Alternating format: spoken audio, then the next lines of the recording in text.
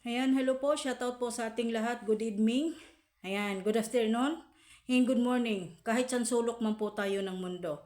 Naha-high blood po ako dumaan sa wall ko. Ang isang upload ng isa pong supporters ni Carla dito sa Jumcar po. Ayan. At siyempre po, no, isang content creator, ingatan din naman po natin ang ating iniidolo. Huwag natin ipahamak or tayo po ang dahilan kung bakit mabas. Pasensya na po ha.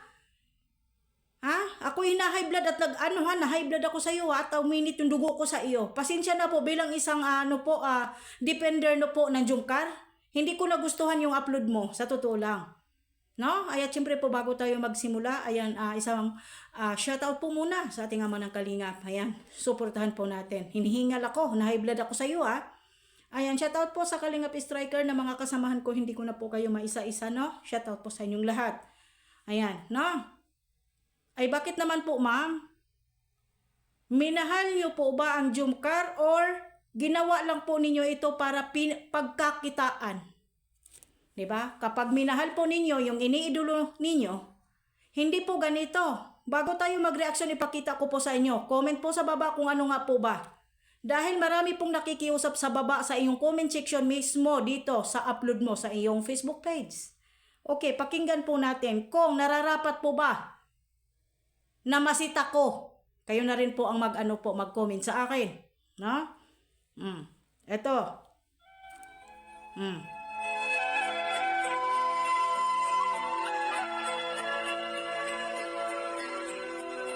Oh.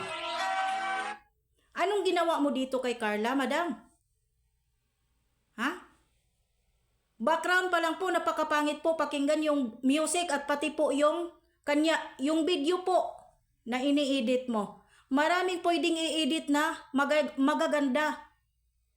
Diba? Maraming pwedeng i-edit na magaganda. Ito pang ginawa mo. Pangbabastos mo na po ito. Sa pagkatao ni Carla, may ganito bang tipping?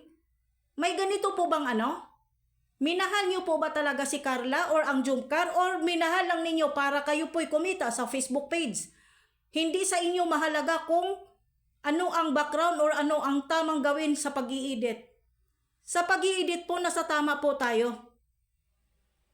Huwag natin hayaan na para pong mabas na po yung iniidolo natin at maano po natin. Hindi nyo po ba madam? Pasensya na po madam, bilang isang defender po ng Jumcar. Hindi ko nagustuhan po yung video mo at nakita ko po sa mga comment section. Maraming nakiusap na pakidelete. Nakinig ka ba 10 hours ago?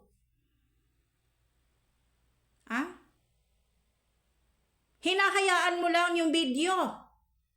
Diba? Para saan? Para pagkikitaan mo. Yung isa pong iniidolo mong mahal na mahal ninyo. Sa salitang mahal na mahal, pagmamahal po ba tawag dyan? Crescel Vlog? Pagmamahal ba ang tawag ninyo dito sa ginagawa mo? Pasensya kung masyadong sensitive ako sa pagkita ko dito, pero hindi nakikita ko po yung mga nagko-comment, hindi rin po at dumaan sa wall ko. Bakit wala na po bang ibang makita? Marami naman po sigurong mai-edit na magaganda, pero bakit dito pa? Bakit ito pa ang inano mo, te? Bakit ito pa?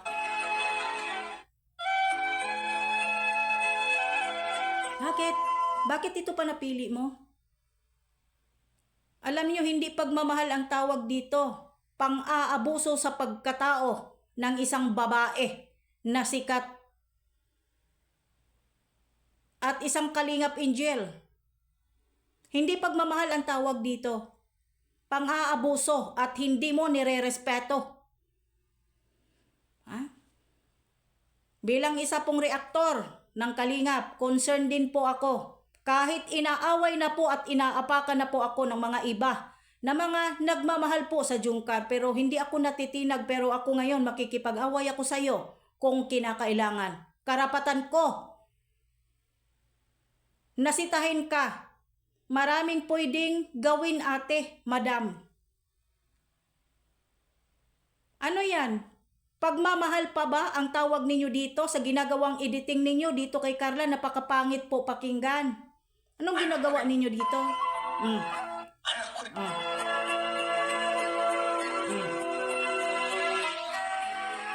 Paki-delete lang please. Paki-delete lang po.